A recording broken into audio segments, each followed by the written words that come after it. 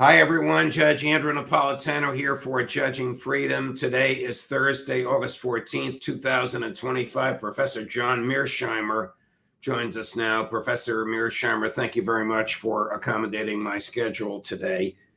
There's a great deal for us to talk about, nearly all of which is our speculation, but I'll call it analysis of what we think might happen and what forces will play out tomorrow in Alaska. Big picture, is this substantive or is it just shadow play, the meeting between Trump and Putin? I think it's mainly shadow play. If we're talking about an agreement between Putin and Trump that's going to lead to shutting down this war, I don't see how that's possible because the two sides are so far apart. Russia has a set of non-negotiable demands that the Ukrainians categorically reject, that the Europeans categorically reject, that many people around Trump categorically reject. And therefore, it's just hard to see how Trump, who's shown no evidence that he accepts those Russian demands, is going to reach some sort of meaningful agreement. So all you have here is a lot of shadow boxing. It's all rather pointless. So Trump, apparently, according to people on the phone call, well, one of whom is the president of France, the other of whom is the prime minister of Great Britain, purportedly told the Europeans he agrees with them. Now, we know what their position is. If he agrees with the European position, which is a ceasefire must precede anything else, and Ukraine has the right to join NATO, and Crimea and the Oblasts are really part of Ukraine. This is almost ridiculous to say this. If he truly told the Europeans that, he's either lying or has a fundamental misunderstanding of how to deal with Putin. Well, I mean, you know how Trump operates. He says one thing 1 minute, and the next minute he says the opposite. If you read the reports on what he told the Europeans yesterday, apparently he said that he was going to push for a ceasefire. But today he is saying that he's interested not in a ceasefire, but he's interested in a real deal. He wants to end the war. You can only do one of those two things. And he says one thing one day and a different thing the next day. So who knows exactly what his position is going to be going into these talks. But the fact is, he's never going to agree to the principal Russian demands. And until he comes to agree with those demands, you're not going to get a meaningful agreement between Putin and Trump. And then you want to understand that's not the end of the story because there are more than two players in this game.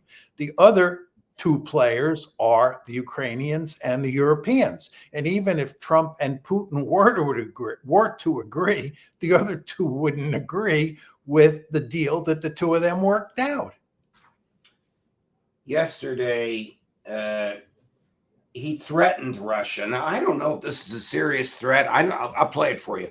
I don't know if it's for American domestic political consumption. I don't know if he thought it through. He's saying it in a matter-of-fact way, but he does use the phrase. It's the last two words of the clip, and it's only 16 seconds. Severe consequences. Chris, cut number 4. Will Russia face any consequences if Vladimir Putin does not agree to stop the war after your meeting on Friday?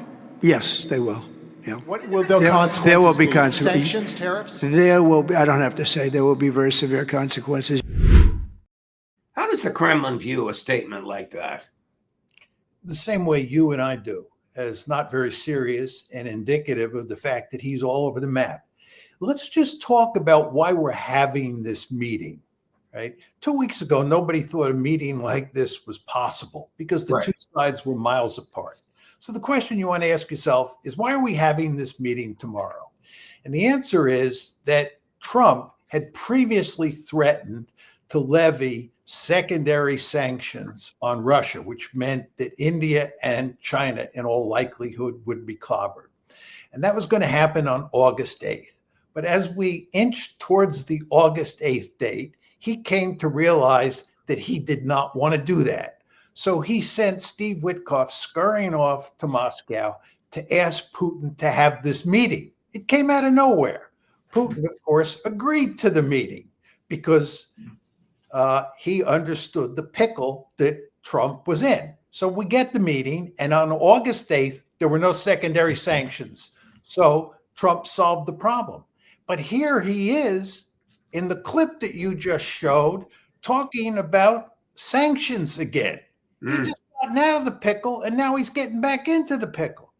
This is just hard to understand. Why is he threatening very severe sanctions when that card is not worth playing? And in fact, it's just going to lead to all sorts of trouble because he can't employ it against the Chinese. They have too much coercive leverage.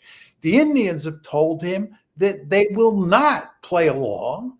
And if anything, what this is going to do, it's going to drive the Indians into the arms of the Russians. Is that in our interest? Of course not. I mean, what cards does Trump have to play, with the possible exception of the 350 billion, I don't know if it's dollars or rubles, but it's roughly 350 billion translated into dollars, in Russian assets frozen or seized or stolen, however you want to characterize it, in European and American banks? Does he have any other cards to play? He has no cards to play. I mean, if he had cards to play, he would have played them already. Or if he hadn't played them, Joe Biden would have played them before. What could he do? There's all this talk about increasing armaments to Ukraine. We've been down this road probably 50 times. There's nothing we can do there. We've got an empty cupboard for the most part. And with regard to sanctions, as I just said, and countless people have said on your show, and countless people have said in other places, that's not a meaningful card to play. And by the way, what we haven't talked about is the fact that the Russians are now winning in a serious way on the battlefield. If you look at what's happening there, if anything, this just plays to Putin's position, not to Trump's position tomorrow. Putin has never changed his demands going back to the start of the special military operation. Those demands, correct me if I'm wrong, Professor, were incorporated in the Istanbul Agreement, which was every page of which was initialed by the Russian and Ukrainian negotiators. And we know what happened with that. Joe Biden and Boris Johnson got their hands on it. So he's never changed his demands. And today, August 14th, the day before the gathering in Alaska, he is in an infinitely stronger position because of the devastating effects that his military has visited upon the Ukrainian military. Your and my colleague and friend, Colonel McGregor, says the Ukrainian military is virtually obliterated in large measure because of the last movement of Russian troops in the past week. Agreed? Yeah, I think that the Ukrainians are in deep trouble, and Colonel McGregor is correct. And again, this plays to Trump's advantage, Putin's advantage in a really big way tomorrow. Putin has no reason to want to compromise at this point in time, given events on the battlefield. And the other thing is, as I've stressed before, it's very important to understand that what's happening in Ukraine from Russia's point of view is an existential threat. People in the West, for the most part, refuse to accept the logic of that position. But it doesn't mean anything whether they in the West accept or reject Putin's thinking. What matters is what Putin and his lieutenants think. They all think they're facing an existential threat, and they think it's absolutely essential that these demands that they've put on the table be accepted by Ukraine and the West. But we refuse to accept those demands. The Ukrainians do, and the Europeans do. So again, I get back to the question I asked you before. Where do we get an agreement here? What's the basis of an agreement? I don't see any basis of a peace settlement. I hope that I'm wrong. I hope that I've been missing the obvious. But, we've gone back and forth, the two of us. You've talked to all sorts of other people on your show, and nobody sees a magic solution to this problem. And I think that's because there is none. Well, is it possible that actually, before I ask you if it's possible that Ukraine is just a PR ploy for a discussion of a reset between the two countries, here's President Zelensky's view of tomorrow. Chris, cut number 6. It is impossible to talk about Ukraine without Ukraine, and no one will accept that. So the conversation between Putin and Trump may be important for their bilateral track, but they cannot agree on anything about Ukraine without us. I truly believe and hope that the U.S. president understands and realizes that.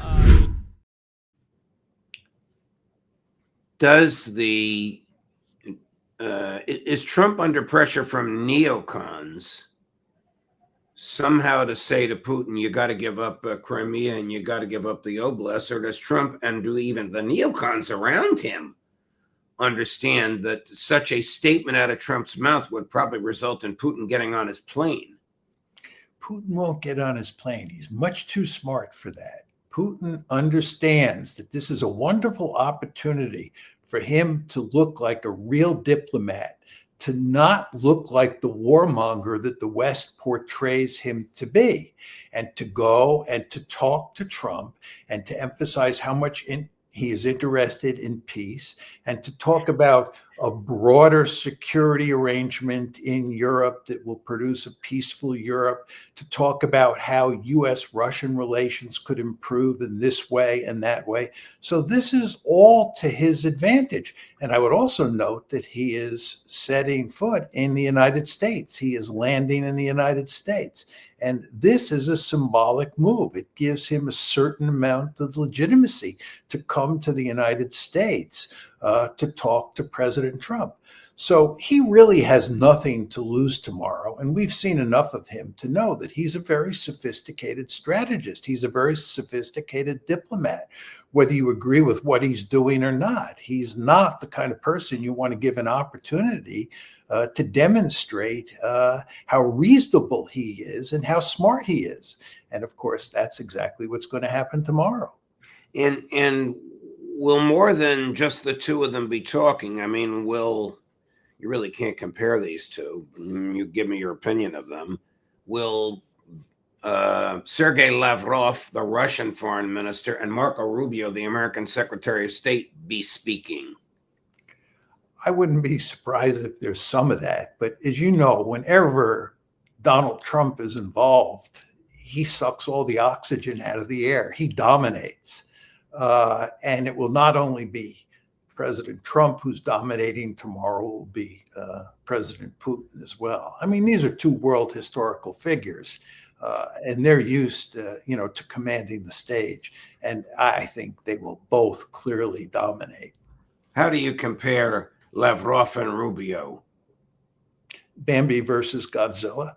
Wow. That's almost exactly what Colonel Wilkerson said this morning. He was even less charitable, but it was a similar lopsided comparison. Could the Ukraine war be just the public reason for the meeting, but the real reason, the efforts by both presidents to bring about a grand reset, politically, diplomatically, economically, between the United States and Russia? Is that not in the best interest of both if they could just put Ukraine aside for a moment?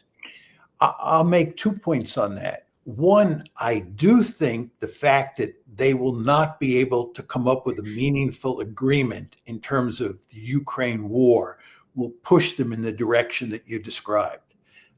It'll push them to talk about the things they can agree on, which is the more general relationship between Russia on one side and the United States on the other. So I think you'll see that tomorrow. The second point I'd make to you, though, Judge, is it's hard to see how you can reset U.S.-Russian relations as long as the Ukraine war is not settled.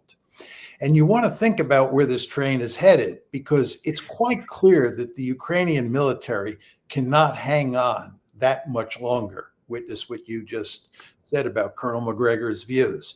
And at some point, when it collapses, when it begins to fall back to the Dnieper River or whatever, the question you have to ask yourself is, how will the West, especially the United States, react to this? Are we just going to accept that? Or are we going to double down and try and do everything we can to rescue the Ukrainians and cause trouble for the Russians? I bet that we do the latter. And that, again, will cut into any improvement in the overall relationship that we see as a result of tomorrow's meeting. So you think that the neocons will be triumphant in Trump's mind and in his exercise of his presidential duties if he goes back to Washington and orders more military gear shipped to Ukraine, notwithstanding the dilapidated nature of their manpower? That's contrary to reason. That's just an ideological decision, not a rational one. Well, you want to understand that Trump has not cut off the flow of U.S. weaponry to Ukraine. And all the evidence is that he intends to continue the flow. What he is now doing that disguises that fact is that he's passing it through the Europeans, and he's getting the Europeans to pay for it. So the Europeans are buying weaponry from us, right? They're getting American weaponry. It's just that the Europeans are buying it, they're paying for it, and they're giving it to the Ukrainians. So the Ukrainians are not going to run out of weaponry, because once the Biden pipeline dries up, there'll be no Trump pipeline. There will be a Trump pipeline through the Europeans. What has screwed the Ukrainians big time is not the weapons problem. They do have a weapons deficit for sure, but the real problem is a manpower deficit. They have run out of infantry. They have run out of trigger pullers. And the end result is they don't have sufficient forces to thickly populate the front lines.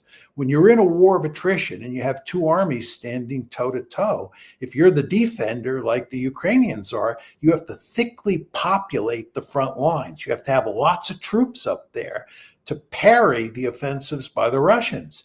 And the problem is that the Ukrainians are so short of manpower that they can't populate the line in any meaningful way. And that presents the Russians with all sorts of opportunities to penetrate the defensive position of the Ukrainians. One of the more bizarre statements, in my view, that the president has made recently, now this is August 11th, which is Monday, today's Thursday, is this idea of land swaps. But in fairness to him, I'm going to play what he said. It's an earful, Professor. You've probably heard it, but I'm going to play it. And you tell me if you think he knows what he's talking about. Chris, cut number 13. The next meeting will be with Zelensky and Putin, or Zelensky and Putin and me. I'll be there if they need, but I want to have a meeting set up between the two leaders. I was a little bothered by the fact that Zelensky was saying, well, I have to get constitutional approval. I mean, he's got approval to go into war and kill everybody, but he needs approval to do a land swap, because there'll be some land swapping going on. I know that through Russia and through conversations with everybody, to the good, for the good of Ukraine. Good stuff, not bad stuff. Also, some bad stuff for both. So there's good and there's bad. But it's very complex because you have lines that are very uneven, and there'll be some swapping, there'll be some changes in land, and the word that they will use is, they make changes. We're going to change the lines, the battle lines. Russia's occupied a big portion of Ukraine. They've occupied some very prime territory. We're going to try and get some of that territory back for Ukraine. Well, that is inconceivable. The last statement, we're going to try and get it back. And I don't know what he's talking about. He used the word swap, which connotes bilateral exchange, a swap, 4 times.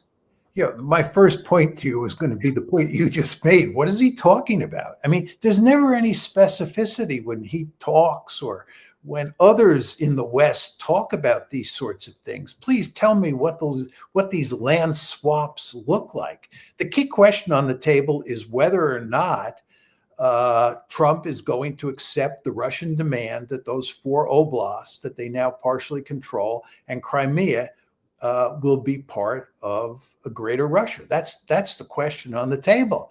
And he never answers that. Second point I'd make to you is after he talked to the European leaders yesterday, the whole issue of territory and land swaps was taken off the table, right?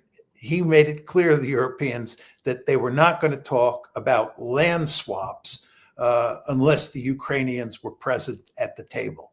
So he was talking about that issue before yesterday, but now he's no longer talking about that. And the reason he's no longer talking about that is land swaps are unacceptable to the Europeans, unacceptable to the Ukrainians, unacceptable to the Keith Kellogg's of the world. And the end result is it's not even worth going down that road because it's just not going to happen. Do you think that maybe what we all thought was threatening nonsense out of the mouth of General Donahue, if you want it, we'll find the clip, where he said we can invade and take over Kaliningrad? That's the exclave, the portion of Russia that's not contiguous with the main part of Russia. Do you think that was strategically articulated as part of a warm-up to the land swap idea? No, that's giving them much too much credit. They're not capable of that kind of sophisticated thinking. I mean, you just have to understand that. This is amateur hour, right? I mean, you put Vladimir Putin up against Donald Trump, and again, it's Bambi versus Godzilla. You just have to understand that. You look at the team around President Trump. These are not first-rate strategists. They're not even second-rate strategists. I hate to say this as an American, but it's simply true. The Russian team that will appear in Alaska tomorrow is a far superior team in terms of thinking about and executing strategy than the American team. And it starts at the top.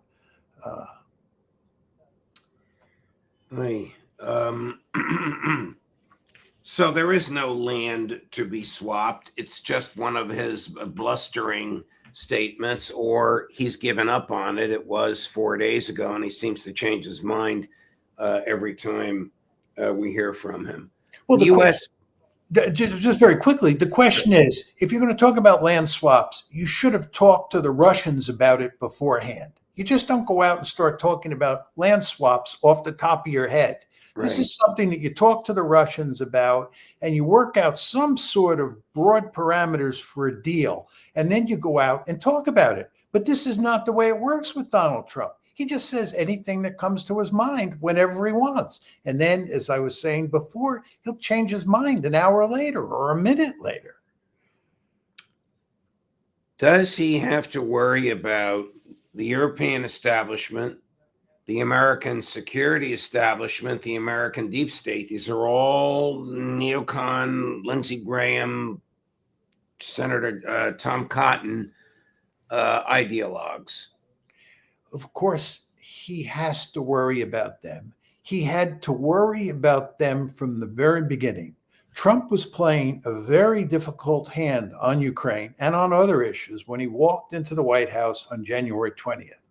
That meant that he had to be very strategic. He had to be very cunning, very smart about how to deal with all those people that you were just describing. But did he behave in a strategically smart way? Did he calculate how best to negotiate through these obstacle-filled waters? Of course not. He did none of that. He just thought he could fly by the seat of his pants and get by. And the end result is he has lost to those different foreign policy establishments. Just transitioning before we leave, Professor Mearsheimer, to Israel. Do you believe that Netanyahu is planning another invasion of Iran? I think they have contingency plans. And I think when the time comes, when they think the time is right, they will probably attack Iran. The fact is, we don't have IAEA inspectors in Iran, and the Iranians have promised they're going to start up their enrichment program. That means that the Israelis are going to make the argument in the not too distant future that Iran is back to building a bomb, and something has to be done about that. And that, in all likelihood, will lead the Israelis to attack Iran. The only counter argument, if I have to argue against myself on this one, is that if you look at what happened in the 12-day war, the Israelis did not do well against the Iranians. Right. The Iranians have lots of ballistic missiles. The Israelis have a limited ability to find and hit the nuclear capabilities on the Iranian side. And it's not clear that Israel has a vested interest, given the military balance, of striking against Iran, because again, Iran has a second strike capability. It's commonplace in the West to portray the Israelis and the Americans as having won this great victory in the 12-day war, but that's simply not true. And the end result is, I think the Israelis may be reluctant to strike at Iran again. But nevertheless, if I had to bet, I'd bet that they'll go after the Iranians. And our friend and colleague, Professor Ted Postal of MIT, says they already do have a nuclear weapon. Well, I'm not sure that Ted says that they already have a nuclear weapon. I think Ted makes the argument that they can easily develop a nuclear weapon in a way that makes it very hard for the United States and for Israel to discover where that weapon is being made. I think Ted's argument is that they have enough enriched uranium up to 60%. And if you look at what it takes to go from 60% to 90%, it's, a hop, skip, and a jump, and they can do it in a laboratory or in some facility, which is very hard for the Israelis or for the Americans to see. I have to play a clip from your favorite senior senator from South Carolina last night before a group of Republicans in South Carolina, talking about the relationship of the United States to Israel. You tell me how many falsehoods are in this statement. Chris, cut number 14. But tonight, it's late at night, Israel is in a fight for their lives. Our friends in Israel are surrounded by people who would kill them all if they could. I am tired of the word genocide. Let me tell you about genocide. If Israel wanted to commit genocide, they could. They have the capability to do that. They choose not to. Hamas, they would commit genocide in 30 seconds. They just can't. And that's the big difference, folks. To people in my party, I'm tired of this crap. Israel is our friend. They're the most reliable friend we have in the Mideast. They're a democracy, surrounded by people who would cut their throats if they could. This is not a hard choice if you're an American. It's not a hard choice if you're a Christian. A word of warning. If America pulls the plug on Israel, God will pull the plug on us. This is the Ted Cruz. You remember that interview with Tucker Carlson? Yes. School of thought. If we don't give Benjamin Netanyahu what he wants, we will incur the wrath of God. Israel is not a democracy. It's a criminal apartheid state. But anyway, I'll let you take it from there. Yeah, I mean, it's not a democracy. It's an apartheid state. It is committing a genocide in Gaza. And the argument that it is a strategic asset to the United States is not a serious argument. It's an albatross around their neck. And Senator Graham can continue to make these arguments. But so I wonder, I don't think Senator Graham is stupid at all. He must be appealing to what he thinks the voters in South Carolina, these are South Carolina Republicans, want to hear. Otherwise, there is absolutely no basis to make those statements. There's no basis in truth, in history, or in fact. Well, first of all, he gets a huge amount of support from AIPAC, and he gets a huge amount of support in other forms from the Israel lobby. One of the reasons that he has such a prominent platform is because of his views on Israel. He's no fool, as you say. I fully understand that.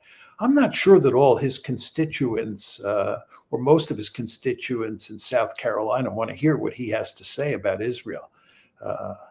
Given where public opinion in the United States is on Israel, I wouldn't be surprised if there are a lot of people in South Carolina who share our views on Israel. Maybe he's worried about that. I know he's confronting, he always does, but this is a serious one, a challenge in the Republican primary next year. Professor Mearsheimer, thank you very much. I know this is not your usual day or time. Thank you for accommodating my schedule. Thank you for all of your thoughts, as always, and we'll look forward to seeing you next week. We'll probably have plenty to talk about. This will either be earth-shattering or a dud tomorrow. We'll probably have to increase the length of the program to a whole hour to deal with everything that happens between now and then. Right.